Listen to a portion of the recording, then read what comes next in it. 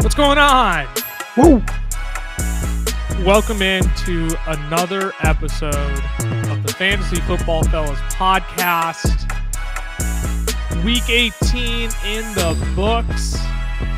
If you had your championship during week 18, I sincerely apologize. I feel really bad for you. On behalf of your commissioner, I should say I apologize because you should not have fantasy championships in week 18, but here we are. No. We're going to recap another week of fantasy football. Lucas Wenzel, Cameron Lawrence hanging out with you. Recording Monday here, January 9th. You'll get this episode on Tuesday. We have a full slate. We're going to recap everything week 18 for you all today. We've had quite the swing of events happen over the weekend. We'll get into some news and notes here as well. And then we'll also give you an update on what's to come here in the future weeks. Because we are going to be making a shift in our posting schedule for the podcast.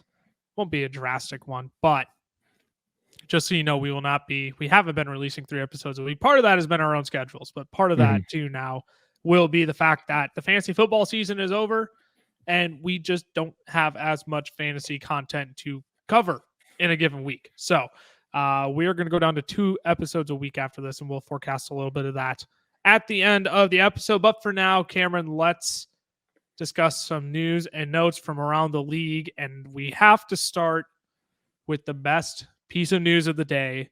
Damar Hamlin. He has been discharged from the hospital, is returning home to Buffalo. Reports are that he's also handling a normal diet right now as well, which is absolutely phenomenal for a guy who was quite literally fighting for his life on the football field less than a week ago as of this recording. Yeah, it's pretty crazy. It's great to hear though, and it was a kind of a tense week in the football world. You could tell just like, especially you got to imagine for Buffalo, especially like you're not thinking about football while you're trying to play a game that actually has a lot of meaning for them. So it's just awesome to hear. Yeah, this was definitely a week where focusing on the health of Damar Hamlin was the most important thing. Yep. Admittedly, I didn't listen back to Tyler's episode that he recorded solo midweek. I was in quarantine. I had COVID. I had no voice. But to speak a little bit on that, it became bigger than football last week, right? Yep. We didn't come out with our episode as early as we would have liked, or one of us wasn't on it simply because I don't even think it came up in our group chat that day. Like normally we're like, okay, we're recording today, right? Like that day, like that was not the focus of the week at all. Not until Thursday. And even at that point, it just felt like we should get something out. But yes, no, this is absolutely fabulous news. And the amount of support that Damar Hamlin has received has just been awesome. It's been awesome to see. So that is great news to know that Damar Hamlin is going home to Buffalo. And though he's on the IR, getting paid his full salary as well. I don't know if you saw that. I did see that. That's a cool move by the Buffalo Bills and the Players Association to allow that to happen. Other news and notes. Goodness, there is a lot of playoff implications from this weekend, draft implications as well. Let's start with the playoff teams. They are finalized, and we have all the matchups determined as well. The Super Wildcard Weekend slate has been decided by the NFL. From the AFC, you got Kansas City with the 1 seed. They are getting the bye. The Chargers, and the Jaguars, they play 7:15 Saturday night. Seattle and San Francisco plays earlier that day. Then on Sunday, you get Miami at Buffalo, followed by Minnesota hosting the Giants at 3:30. Sunday Night Football will be the Ravens at the Bengals, and then you have the Cowboys visiting the Bucks for Monday Night Football. Which matchup are you most intrigued by next weekend? Well, I mean, obviously the Vikings and the Giants. Well, just bias aside, might be the Vikings' only chance to win a playoff game. But other than that, I really want to see this Dallas-Tampa game. Yeah, because I actually think it's going to be fun. I feel like these are two teams, especially the way Dallas ended the season, that it feels like it's gonna be a gross game. But I'm really hoping for like week 1 of 2021 Yeah. when they faced off. That was a great matchup, and I'm hoping for something like that. Um, but other than that, I don't know how close any of these games are gonna be. Yeah. Um, I think Cincinnati Baltimore will be a great game if Lamar is back. If Lamar is still hurt, I've heard people leaning towards him being back, but if he's still hurt, then I do think that would be a stinker. But if he's back, it'll be a really good game. I think one of the sneaky good games of the weekend is going to be the Chargers visiting the Jags. I think that's going to be a sneaky good one. I do think. Okay, I take that back. That will be a good game. It's an interesting game though. It's an interesting game. Maybe that's what it is. Maybe I'm just more appeased by Justin Herbert going against Trevor Lawrence, vice versa. But like that's one that I feel like has the makings to be like a sneaky high scoring game. Like that could be a game that sneaks into the over 50 point total points territory. And I don't think anybody is expecting that. No, it could look like the Tennessee Jaguars. Or it could look like the Tennessee Jags. So. It could. That could happen as well. I am not going to put that out of the question either. And Philadelphia got the bye from the NFC. I don't think I mentioned that earlier. But I would agree. Outside of, I think I'm most interested in that Chargers Jacksonville game, but for sure, maybe that's just me trying to be different because otherwise the obvious answer feels like it's Dallas and Tampa. Yeah. So we have the big winners, now the big losers of the season. The top 14 picks in the draft have been finalized, and this is with trades and everything, right? And this is the order. Chicago Bears. Shout out Lovie Smith. Get the first overall pick. Houston Texans, 2-point conversion themselves out of the number 1 overall pick. We'll elaborate on that in a second here. But the Texans get the number 2. The Cardinals get 3. Colts at 4. Seahawks 5 via Denver. Lions at 6 via the Rams. You got the Raiders, Falcons, Panthers, Eagles, Titans, Texans again at 12. And the Jets and the Patriots. That wraps out the top 14. Mock drafts be going crazy right now. Odds you think Chicago trades out of the number 1 pick? I feel like they have to. I don't think they're going to. I feel like a team's going to give them a crazy amount.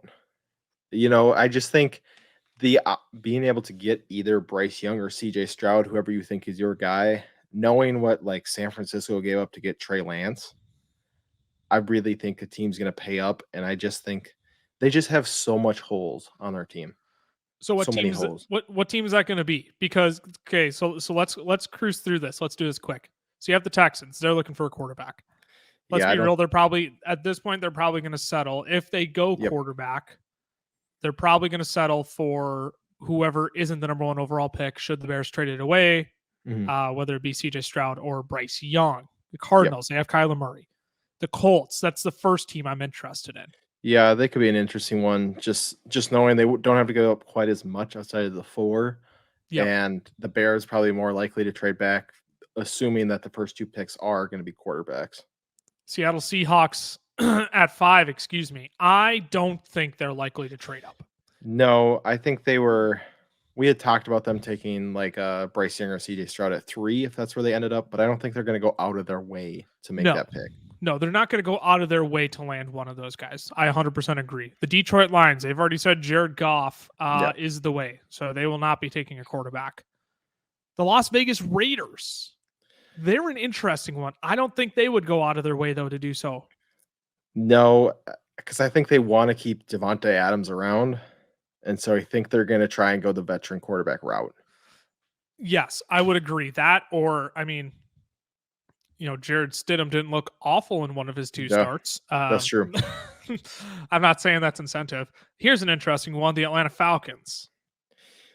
They're interesting to me. I think them and the Panthers behind them. Yep. I could honestly see them getting in a bidding war a little bit with each other. Yep. Because they both need a quarterback, and especially the Panthers have done the bridge quarterback now for like 4 years in a row, and it just hasn't been working.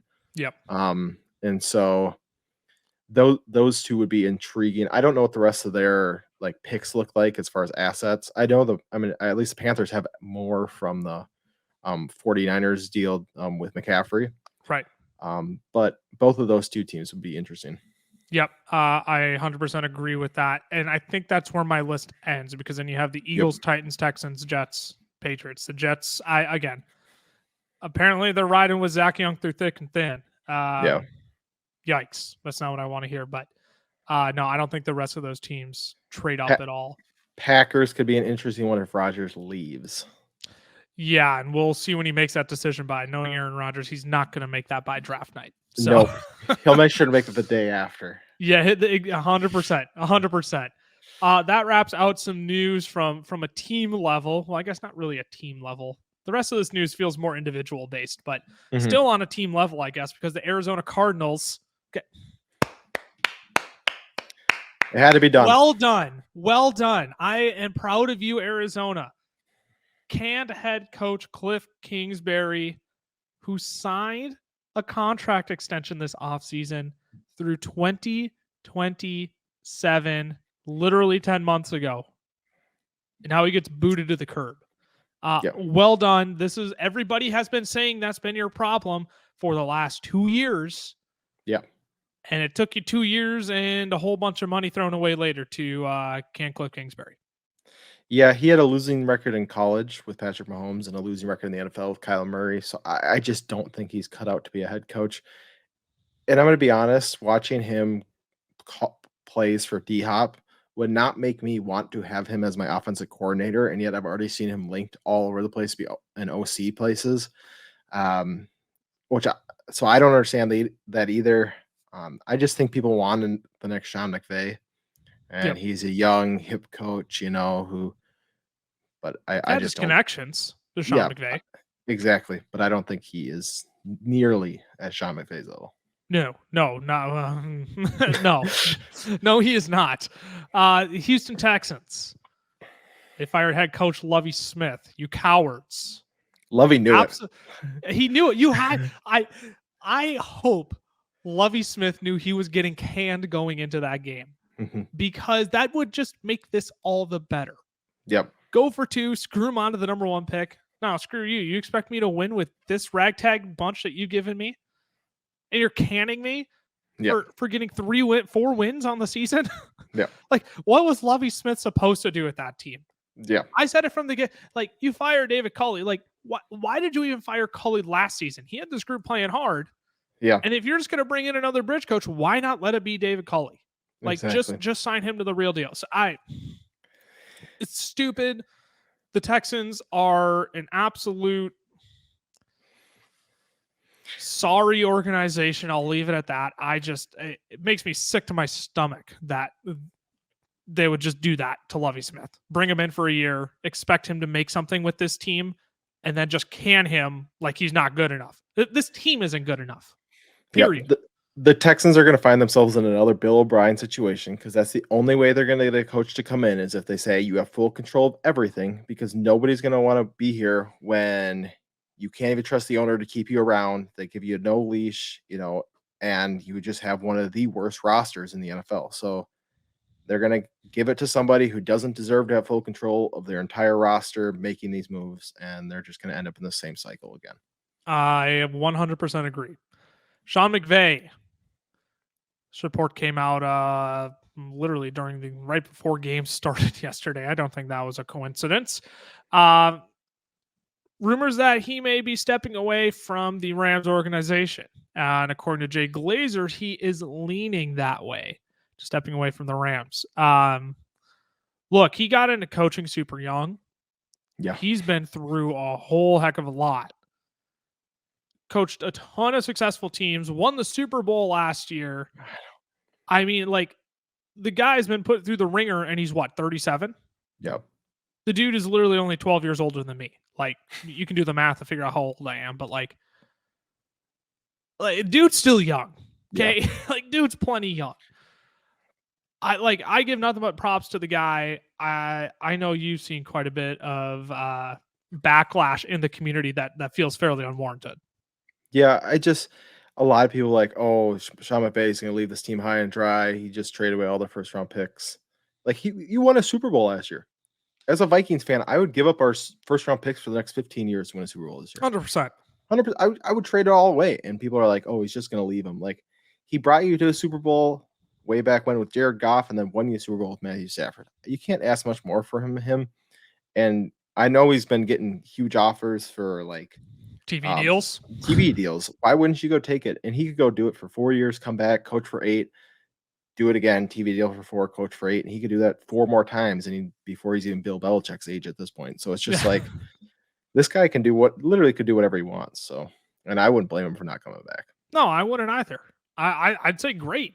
Yeah. Go out and do what you want, man. Go out and chase that TV money. That's good money right there. And frankly, I think he'd be really good at it. I do too. He'd be a lot of fun to listen to. Jay Glazer, speaking of him, reporting Sean McVay leaning towards leaving the Rams. He also linked Jim Harbaugh to the Indianapolis head coaching job. I find that very interesting. I do too. I don't think that's the job you leave Michigan for if you're Jim Harbaugh. No, I would agree. I'd leave it for Denver. I would leave it for Denver as well. He was close to the Vikings last year, right? It sounded like he wanted to be the Vikings coach, and they were like, we're going to leave you in Michigan. And so to go to Indianapolis now does feel like a step down, unless he knows something that we don't about them getting a quarterback. Right. Like if he's a big Will Levis fan, or they've told him, hey, we'll trade up for Bryce Young or CJ Stroud. But even with that, this team's aging on defense, and their line was not as good as we thought they were going to be. So I don't know if this will be where I want to go. Yeah, it's interesting because the reports are that if Jim Harbaugh gets a head coaching job, like a head coaching offer, he's going to take it and leave Michigan. That's the report right now. But I find it hard to believe it's going to be Indianapolis. It certainly won't be Houston. I'll tell you that right now. Denver is really the only other enticing. Yeah. Well, Arizona maybe if you get Kyler Murray, but that's he's gonna be out all next year probably too. Yeah, right. That's not a team. That's not a position. No, like you don't want LA. No, right. Yeah, interesting that it's Indianapolis. Yep. Frank Reich and Jim Caldwell, they are interviewing for the Carolina head coaching opening. Just news to track there. I don't think there's anything big or important there, but these teams are starting to do their first round of head coaching interviews now. So just 2 names to watch there. Tyreek Hill, he did leave yesterday's game versus the Jets with an ankle injury. Did he return in that game? That was one I did not double check. I threw that in the doc, and then I totally blew to double check if he returned. I can look it up quick. I don't think he did. I thought he was out, but maybe. He did return. Yes, he did return. Okay. He briefly exited, listed as questionable. He did return. So he's just something to track throughout the week there. And then Mike Williams, he suffered a lower back injury. The initial x-rays came back negative, but he is having some more tests done today, and today being Monday. Yep. News and notes from around the league. Let's dive into one last round. If you had a championship this week, these dudes either probably won you or lost you your championship this week. We'll do a quick skim of the week 18 booms and busts. And let's start with the running back position. Nicholas Chubb, 23.2 fantasy points, only 12 rushing attempts, racked up 77 yards though. Did his best 5 receptions, 6 targets, 45 yards and a score. I know where'd that come from. I think those are both season highs for Nick Chubb. Scored a touchdown. Look, in a divisional game to close out the season for the AFC North, these games are always won on the ground. They're very rarely won in air raids. Yeah. So this is what you should have expected from Nick Chubb this week against the Pittsburgh Steelers. I don't know how much you want to add there. He's really good at football, and we've said all year long he's probably the best NFL running back. So he's going to have great games, and he did all year. He did. Indeed, he did. RB2 on the week, Zach Moss. 21.1 fantasy points, 18 for 114 and a score. He also caught 3 passes for 7 yards. This was he played the Texans. That's your analysis there. But like, can we just acknowledge like how sneaky close and competitive of a game this was? Yeah. Like it was probably the game of the week. It probably, which is crazy. I mean, it wasn't high quality football, but no. They ran the crap out of the football against the Texans, and Zach Moss came through 21.1 fantasy points. Yeah. Yeah, I mean, he played well, and I don't think he's gonna have a starting job next year. But good job on week 18. And if you started him in your lineups, I'd honestly be surprised. Yep, good for you if you did. Good for you if you did. Jamal Williams. Just let this man go home and play Pokemon, man. 19.2 fantasy points, 16 or 72, 2 scores on the day. I mean, is there what's there not to like about Jamal? I love Jamal Williams so much. I love that he's getting all of the media coverage right now. Yeah. That makes me so happy. If you would have put a bet at the beginning of the year to say he led the NFL in rushing touchdowns and broke Barry Sanders' franchise record, you'd probably be a millionaire right now. Oh, yeah. But 17 rushing touchdowns, 10 of them from 1 yard out. He was a fantasy gold mine this year. He was drafted as a high-end handcuff, and now he's had multiple games put him like 19 points because he had 2 1-yard touchdowns. And so love to see it. I just love Jamal, man. Yeah, he's so fun too. Did you see his intro last night? I want to clip that. Like, yep. So we just got Stream Deck, so we have sound effects now. So whenever we bring up Jamal Williams' name, I'm gonna clip that and smash that from now on, because there we go. That was absolutely hilarious. I could sit and talk about Jamal Williams all day, but let's keep it moving. Alexander Mattison, he's the running back 4, came in relief for Dalvin Cook in the second half, 10 for 54 and 2 scores. Caught a pass for 6 yards. Alexander Mattison, he is a free agent this offseason. He might be a starting running back next year. I would be shocked if he's not. He plays well when he's called upon. I believe he has more games when he's starting as a running back 1 than not being a running back 1 on the week. So, I mean, he gets the job done. He averages like 5 yards a catch, and 5 yards a carry and catch the ball. So not much more you can ask. Yeah. I don't know if he'll be a starting running back next year, but I think he'll be part of a team that wants to heavily utilize multiple running backs. That's probably a better analysis. It won't be like a San Francisco, but a team that wants to use the running back position similar to San Francisco. You could be an Philadelphia Eagle. Yeah, right. If the Eagles want to continue using multiple backs, could he wind up in New England maybe? Unless if they want to give Ramondre the full workload because Damian Harris is walking. We want to give Ramondre the full workload. Oh, Ramondre the full. Yeah. That's what I said, right? No. Yeah. Well, I know you. Yeah. Well, I love Ramondre. He's on your dynasty team, so that makes sense. But yeah, it'll be interesting to see where Alexander Mattison ends up this offseason. Latavius Murray, 18.8 fantasy points, 15 for 103 in a score. Reception for 15 yards. Look, Latavius Murray, like I want to pull up his numbers quick. That's what I was saying. He's been sneaky good over the last 3 weeks, if I'm not mistaken. Nope, that's a lie. That's a big fat lie. I just lied to your face. Okay, I was mistaken for week 15. I thought he had 3 straight weeks of being one down week. He's got 11.2 last week. I guess not great. Not great. He was the running back 10 in week 15, the running back 36, running back 21, now running back 5. I mean, he's been a consistent running back 3 ever since getting to Denver. He hasn't finished lower than the running back 36. He has more finishes inside of the top 30 than outside, which, I mean, he's a stable contributor. He's not going to lose you your week, but nope. This is one of the few weeks that Latavius Murray probably put your team on his back. At any rate, if you started Latavius Murray this week, good for you. I'm guessing a lot of people probably didn't. Mm-hmm. Joe Mixon. This line disgusts me. 11 for 27. Joe Mixon, probably the least efficient back in the NFL this year. That's not true, but he was pretty dang inefficient this year. He did score a touchdown, but caught 5 passes for 41 yards, 17.8 fantasy points. How do you even view Joe Mixon going into 2023? Like, I know it's way too early. We're talking like 6 months, 7 months, 8 months down the road from now.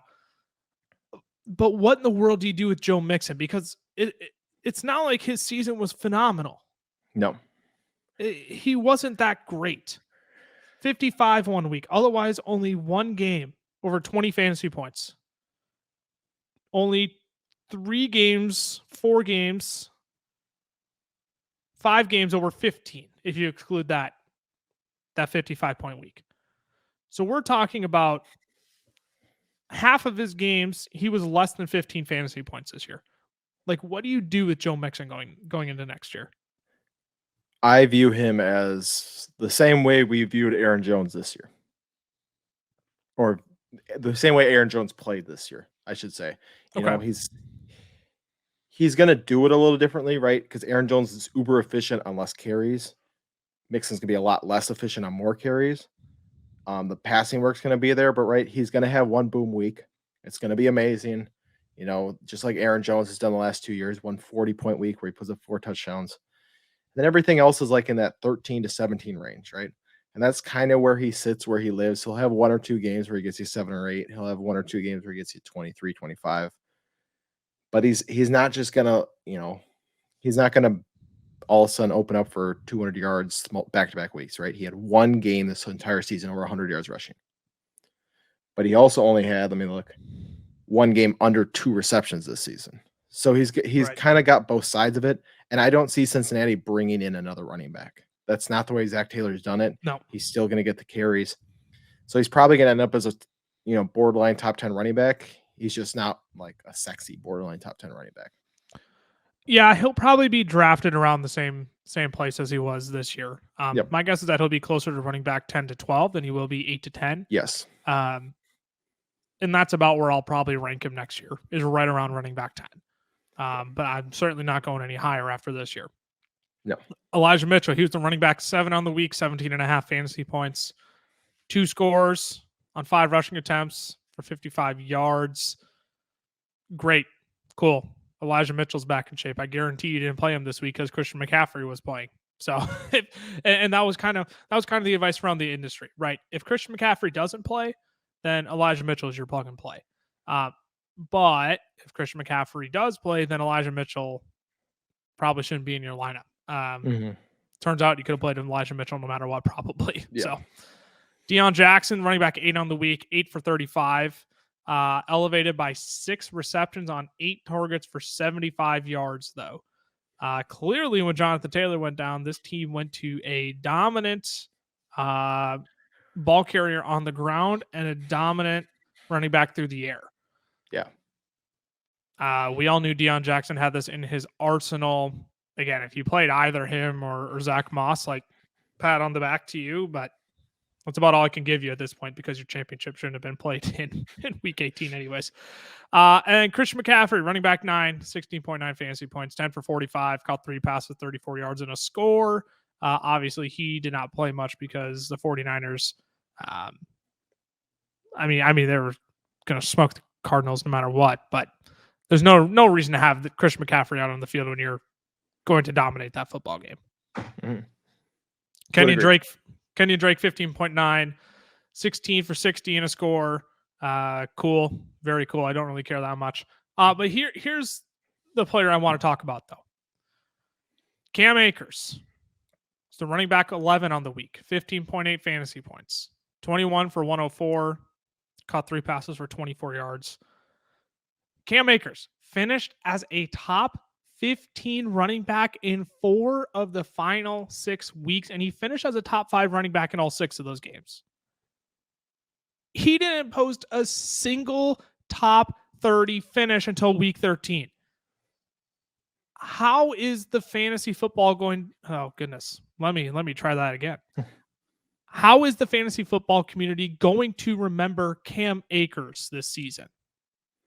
98% of us are going to remember him as a bust, right? Because if you drafted him, you weren't playing him, you probably dropped him.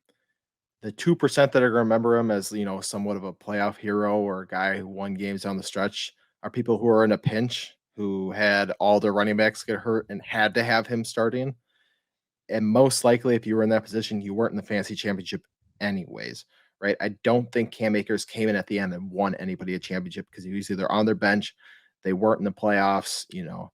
So I do think he's going to be remembered as a bust, but it is something that we need to keep in mind going into next year. Hey, he's going to be lower in ADP because people remember the beginning of the year last year. So maybe we can find him at a discount if he really does drop low enough. 0 points in week 1, running back 33, running back 32, 1.3 points in week 4, the running back 62, Jump down to week 9, the running back 67, the running back 52, the running back 35, the running back 57. That's Cam Akers through the first 12 weeks this year. Yep. He was on waiver wires until week 14. You drafted him in what, the 4th round? Yeah. That's what you remember. You remember him as a bust. You don't remember him as this playoff hero who had 3 straight games of 100 rushing yards. I think you can keep that in your back pocket. Mm-hmm. But I'm walking away from this season thinking Cam Akers is a bust, and he was left for dead by LA. Yep. They were going to trade him. Yeah. And there was nothing Cam was going to do about it. It's just that nobody wanted him. And I do think, too, Sean McVay has always believed in Cam Akers since he drafted him. If Sean McVay leaves, it'll be interesting to see what actually happens with Cam Akers this offseason going into next year. That 100% agree. 100% agree with that. Let's keep things moving here. We're 30 minutes into the pod. Let's move on to wide receiver booms of the week. Keenan Allen, 8 receptions, 102 yards and 2 scores, good for 30.2 fantasy points. Man, it has been a minute since we've seen vintage Keenan Allen like this. I mean, Miami. I got Miami in week 14. He went 12 receptions on 14 targets for 92 yards, but the 2 scores, those were very welcomed after having only 2 touchdowns on the season. Devontae Parker. Oh, go ahead. You're going to add. I just think it's a bright spot if you're looking to the future for Keenan Allen, that he's not done quite yet, because I do think he was kind of sneaking into that Adam Thielen category. Mm-hmm. After this year, where like Thielen next year, we're not going to be excited about it at all, right? No. He'll be very low on draft boards. And I think Keenan Allen was starting to get that point, right? Couldn't stay healthy, hadn't put up multiple weeks. He can still handle high target volume. Cameron got booted out. Wow. Alrighty. I'll pick up for Cameron then. We've never had that happen before. All right. But yeah, with Keenan Allen, here's the thing. This is the next point I was going to bring up. Since returning in week 11, he's back. Since returning in week 11, 8 targets, 7 targets, 14 targets, 14 targets, 9 targets, 14, 6, and 11. Like, that's a guy who screams he can still handle volume. He can still handle high snap percentage. Wide receiver 12, wide receiver 10, wide receiver 9, wide receiver 1. I mean, he's been a top 30 wide receiver in all of his final weeks, just as many weeks inside of the top 12 as outside of the top 15. So I'm like, Keenan Allen, he's going to fall down draft boards next year. I'm probably still going to invest in him as a volume play, though. You have to. I mean, Justin Herbert proves when Keenan Allen's on the field, Herbert both plays better, and he throws the ball to Keenan Allen a ton. So it's hard not to want to play Keenan Allen or draft Keenan Allen, especially if he's going to be a value. And it's going to be a high-powered offense once again. Yep. And Justin Herbert plays better when these 2 weapons are on the field. Yep. Devontae Parker, wide receiver 2 on the week. I honestly don't care all that much. 6 receptions on 7 targets for 79 yards and 2 scores. Cool. You didn't play Devontae Parker. He was probably sitting on waivers. He was rostered. That's in Dynasty. I'm not going to pull up a redraft roster percentage on Sleeper, but Devontae Parker, 25.9 fantasy points. He was the wide receiver 2 on the week. Jerry Jeudy. Another big week for Jerry Jeudy. Yeah. 24.3 fantasy points, 5 receptions, 154 yards. He didn't have a score, but he did have 3 rushing attempts for 39 yards. Look, he's been phenomenal down the stretch. He's been awesome. The wide receiver 1, the wide receiver 24, the wide receiver 15, the wide receiver 27, the wide receiver 3 since week 14. 9 targets, 8 targets, 10, 8, 6. Had at least 5 receptions in all those games. Has gone over 75 receiving yards in 4 of those 5 games. I mean, he's been great. Yeah, he's been great. And I'm ready to say I was very wrong this year. I thought Courtland Sutton was easily going to be the number 1 over Jeudy. And, Judy's proven going into next year, I feel like he's the clear-cut number 1. Even with Sutton being banged up, like even when Sutton was healthy and Jeudy was off the field, Sutton never had weeks like this. And Judy's had multiple now. And Sutton has just been awful this year in terms of like his physical, tangible traits on the field. It's been very bad. Separation has been down. Contested catch rate has been down. Everything has been down. Jerry Jeudy has been the biggest benefactor here. And we weren't the only ones who thought it'd be Cortland Sutton over Jerry Jeudy. Yep. You were definitely the strongest advocate out of the three of us, but we all would have agreed with you that we would rather have Cortland Sutton over Jerry Jeudy. Going into drafts next year, it is very clearly going to be Jerry Jeudy over Cortland Sutton. Yeah, these big physical wide receivers are killing me. Last year was Kenny Galladay, and this year's Cortland Sutton. I got to just stop believing in these guys who flash in the pan because they're really big and physical. And slot guys are the future. Slot guys are the future. Stephon Diggs, 7 receptions, 104 yards, and a score, 23.4 fantasy points. He's really good at football. Can we move on? Yep. Jamar Chase, he's also really good at football. 8 for 86 and a score. Can we move on? Yeah, I feel like people forgot how good he is, and I'm glad he's had a couple of good games come back. Like, he's averaging 23 fantasy points a game. There's a reason for it. Yeah, wide receiver 17, wide receiver 3, wide receiver 14, wide receiver 27, wide receiver 5. Since week 13, he has scored at least 16 fantasy points in all of those games except for one. Not much more you can ask for. Not much more you can ask for from Jamar Chase. Christian Kirk, pay that man, give him his money. 6 receptions for 99 yards and a score. Made an extra milli this weekend. Just needed 2 receptions, and was it 45 receiving, or no, 91 receiving yards. Yep. And he got 99, baby. 21.9 fantasy points. He has been by far like my biggest victory lap worthy take of the year. And I'm not going to victory lap it because I've done it so many times already. We've expressed our love for Christian Kirk. But that man fell into a little bit of a slump at the end of the year, but still the wide receiver 11 on the season. He is by far one of the biggest values you got in drafts this year. Yeah. I mean, Jags were clowned for signing him for so much money, but he posts 84 receptions, 1,108 yards, and 8 touchdowns. That's pretty good signing in my book. And, he's still got 3 years left, and Trevor Lawrence is only going to get better. And now they're going to add Calvin Ridley to the mix next year. So I think Christian Kirk's going to keep it up for a little while. Is he going to be overdrafted next year though? Or do you think people are going to actually factor in Calvin Ridley enough? I don't think he's going to be a guy that's going to be overdrafted. I think if anything, maybe we'll see a little bit like a Mike Williams this year. Sure. Right. But I truly don't think he's going to creep up into that 5th round, 4th, 5th round. Maybe he does, but I just don't see him getting that high. Just the name Christian Kirk doesn't get people excited. No. I mean, as much as I love Christian Kirk, it doesn't get me all that excited either. Brandon Cooks, the wide receiver 7 on the week. Nice of you to show up now, Brandon. 5 for 106 and a score. I just don't care. No. Too little, too late, man. I know. These next 3 guys. Yeah. Hunter Renfrow.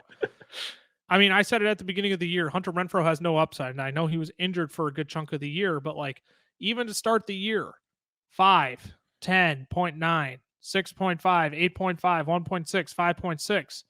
Injured from week 10 to week 14, 2.4, finally 14.2, 4.9, 19.3. Those are all of Hunter Renfrow's scores on the year. It was an abysmal season for Hunter Renfrow. So, again, he was on waiver wires. AJ Green. Where did he come from? 3 for 91 and a score. Did you see that play? No, I didn't, because I don't care. It was like a reverse, and then they threw back to the quarterback, and they chucked it up in double coverage, and the 2 49ers missed a tackle on him. It was the dumbest thing in the world. But this was AJ Green's 2nd game all season with more than 20 receiving yards. That's how irrelevant he is. That's just embarrassing. Drake London, 6 for 120, no scores, wide receiver 10 on the week. And shout out Garrett Wilson, 17.9, wide receiver 11, 9 for 89. Relevance, I know, with somebody not named Zach Wilson. He's good. Those are the wide receiver booms of the week. Let's keep flying through quarterbacks here because we got to get through Bus as well. Yes, we do. Yeah, okay, good. We can start off with a quick one. Davis Mills, 24.5 fantasy points, 298 and 3. Cool. Yep. Russell Wilson. That's all I want to say. I don't want to say anything more about Davis Mills. Russell Wilson, 24.1 fantasy points. Juicy K. Okay, well, I have to. Like Russ has looked so bad this year. Did you see that dot he threw to Jerry Jeudy down the sideline though? That was a piece of art, and I am like, where in the world has that been all year? Because that was a dot on the move. That was quintessential Russell Wilson, and I couldn't believe he whipped that out his bag. Like I didn't know if he still had that in him. He's had 2 top 3 finishes since Nathaniel Hackett got fired, so maybe it was Hackett all year long. I'm convinced it was.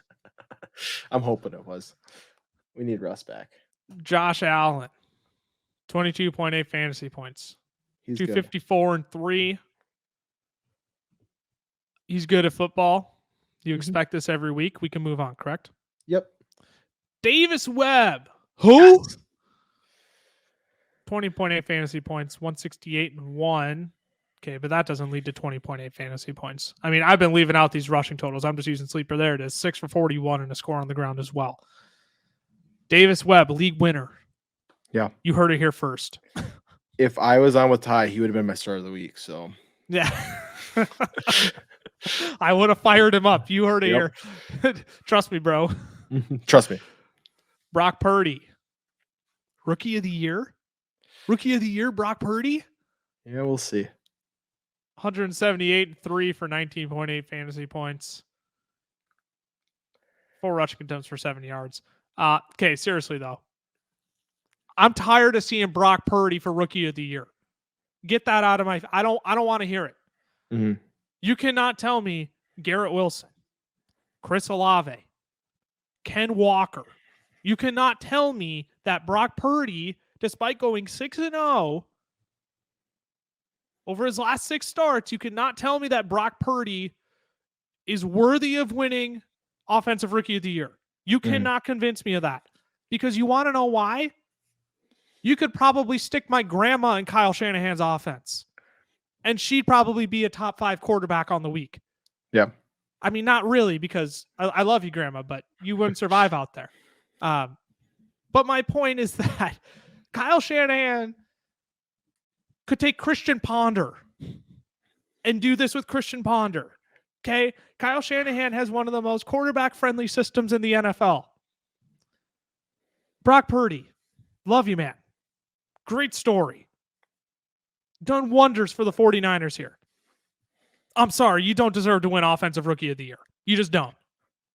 I personally, if the Vikings don't win the Super Bowl, want to see the 49ers win the Super Bowl, just so Brock Purdy went 10-0, won the Super Bowl, and now the 49ers have to decide if they're going to keep him or Trey Lance this offseason. I'll sell Trey Lance for a king's ransom in Dynasty if that happens. You heard it here first. I would be so happy about that. Just to watch them try to make that decision and knowing no matter what happens, people are going to say they made the wrong decision. That would honestly be that would be pretty funny. Then I would give Offensive Rookie of the Year to Brock Purdy. Deshaun Watson, quarterback 6 on the week, 19.6 fantasy points, 230 and 2. Sam Howell, quarterback 7. 169 and 1. Mac Jones, 243 and 3. Anything you want to add on those 3? I mean, nope. Deshaun Watson, it's about time he finally starts getting back into shape. And Sam Howell and Mac Jones, you weren't starting them anyways. No. Okay, but does Sam Howell make things interesting, at least? Yeah, a little bit, at least. For the Washington Commanders, future quarterback situation. Oh, he added 5 rushing attempts for 35 yards and a score as well. Sam Howell. You got to think so. I mean, you haven't given him a chance. You just drafted him. He puts up a good game against the Dallas team that probably wanted to win this game, you know? All right. So, yeah, it's got to at least make it interesting. You'd think they're not going to draft a quarterback now. They're going to kind of let him sling it next year. You would think. I mean, they still have Carson Wentz. Let's also not forget that. Oh, yeah. But I digress.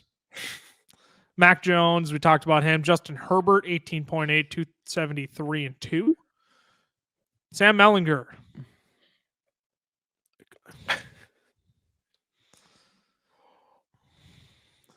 Yeah, he was a top 10 quarterback. Tight end booms of the week.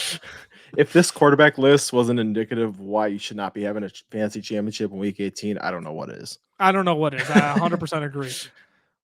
Jordan Atkins. Hey, there he is again. His second big game of the year, just as we all predicted. He's going to have 2 relevant games this year. You just can't pick him up after this one now. 25 fantasy points, 4 for 70 and 2 scores. George Kittle, 18.9, 4 for 29 and 2 scores. Can't believe you only had 29 yards against the Arizona Cardinals. That's kind of embarrassing. It is. I mean, 18. I'm going to take a tight end 2 finish from George Kittle whenever I can get it. But yeah, I digress. Isaiah Likely, 8 for 103, 18.3 fantasy points. Did Mark Andrews play this week? I didn't see him on the injury report. He was a healthy scratch. There you go. I was going to say, I'm like, I didn't see him on the injury report. That's why I thought that was a bit bizarre why Isaiah Likely was playing a ton. At any rate, tight end 3 on the week, Cole Kmet. 4 for 57 and a score, 15.7 fantasy points. Everyone's favorite player, everyone's tight end stream of the week, if you're in fantasy championships, Lawrence Cager. Who? 14.9 fantasy points, 8 for 69. He didn't have a touchdown days this high. No. You're telling me Miami had the playoffs on the line and they almost lost to Joe Flacco and Lawrence Cager? Are you kidding me? Cager's on the Giants. He is. Oh, why does he have a Jets jersey on? Unbelievable. Get it together. Right. Yeah. So why? Get it together. David Njoku, 4 for 42 and a score. Chikakonkwo, 3 for 42 and a score. Michael Pruitt, 3 for 34 and a score. Oh, everybody, you know what? If you didn't play Lawrence Cager, this was everybody's second tight end streamer of the week. Tegan Quatoriano. Who? I'm Googling this guy. Quentin Tarantino. That's how I want to read his name. My goodness. Also a Houston tight end, 3 for 83. 5th round pick out of Oregon State this year. Yep, just as we all predicted. Relevance in week 18 of fantasy football. And Dallas Goedert wraps out the top 10. 6 for 46. 10.6 fantasy points. All right, let's move on to bust of the week. Sounds good. Again, if those last 2 lists weren't indicative of why you shouldn't have your fantasy championships in week 18, I don't know what to tell you. It does not take more skill. It cheats people out of championships who should be champions in your league. That's what it does. Because week 18 is so sporadic and random and people bench all their starters and you get freaking Lawrence Cager and Tegan Quatoriano. That's just ridiculous. Boss of the week. Let's move on to the boss. Josh Jacobs, 7 fantasy points. He was running back 38 on the week, 17 for 45. He did catch 2 passes for 5 yards, but not much going on from Josh Jacobs against the Kansas City Chiefs. They had him pretty bottled up. They did. Travis Etienne, as everybody was saying, probably shouldn't play him this week.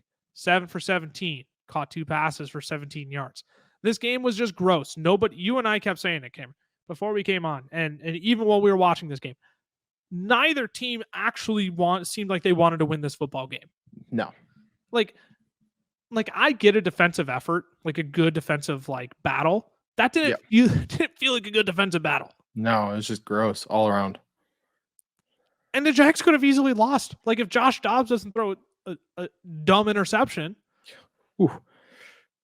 That game was honestly more difficult to watch than I was anticipating. Dalvin Cook, 11 for 37 and a fumble. Left with an injury.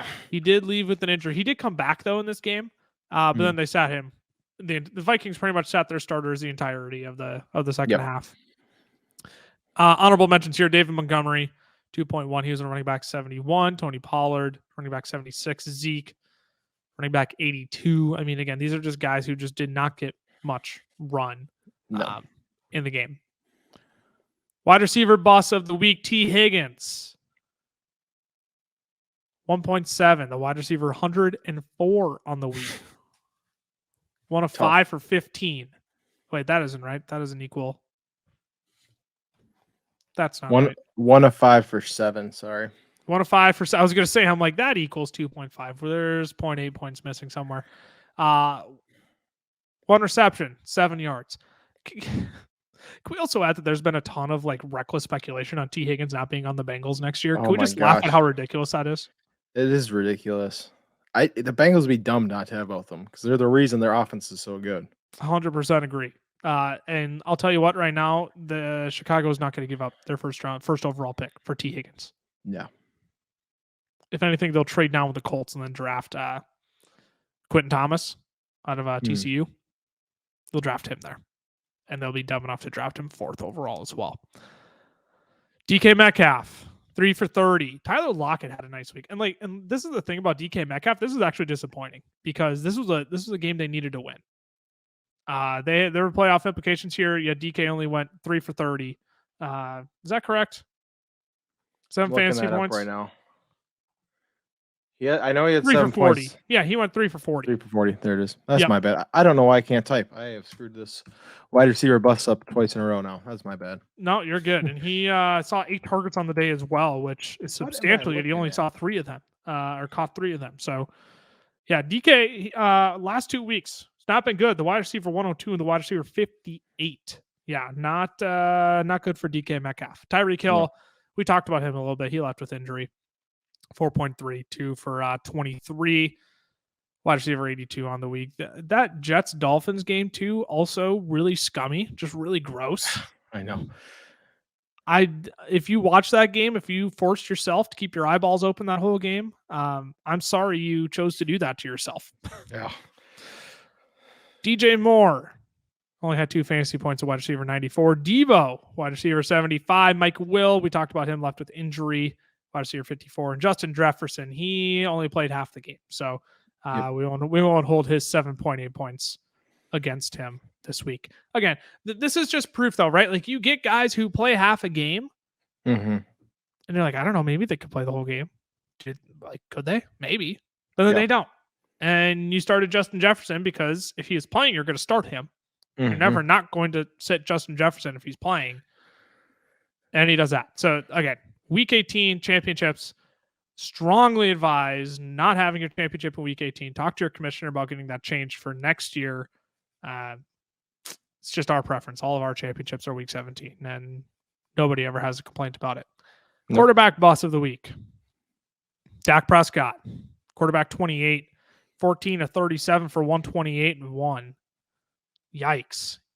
14 of 37. I didn't realize he was that. Like I knew he was bad. I didn't realize he was that bad. For 128. That's not even 10 yards completion.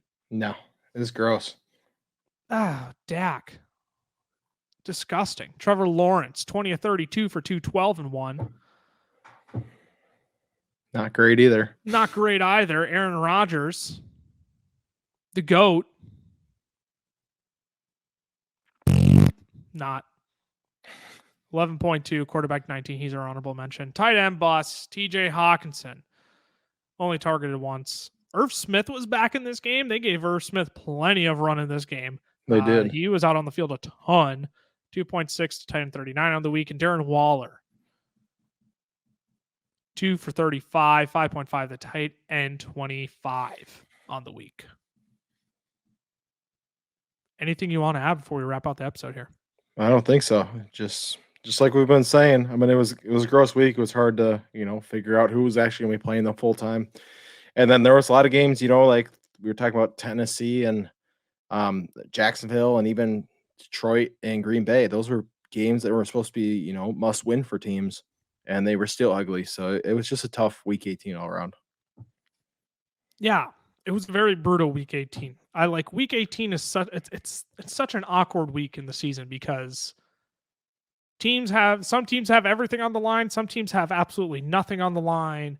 Yeah. Yet they don't want to play to not lose. Like you have no reason to not put your starters out there, but you also don't have a really good reason to put your starters out there. And then you get it's a mess. So again, for fantasy football purposes, I will say this for about the 20th time this episode.